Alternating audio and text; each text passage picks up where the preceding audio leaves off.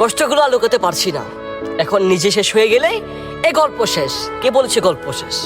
তুমি কি ভাবছো দুনিয়াটাই মানে শেষ? দুনিয়াতে তুমি চললা ফিরলা মৃত্যুবরণ করলা, দুনিয়াটা শেষ? না, দুনিয়া শেষ না।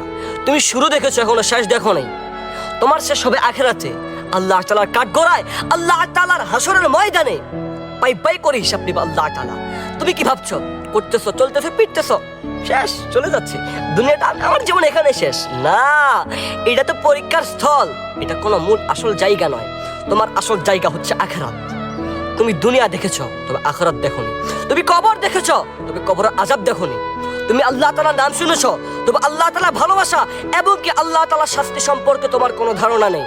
একটা কথাই বলি যে যেখানে আল্লাহ তাআলা কুন বললো ফায়াকুন হয়ে গেল, তাহলে একটা কথা মাথায় রাখিও যে প্রিয় মালিক কিন্তু তোমাকে অনেক ভালোবাসে।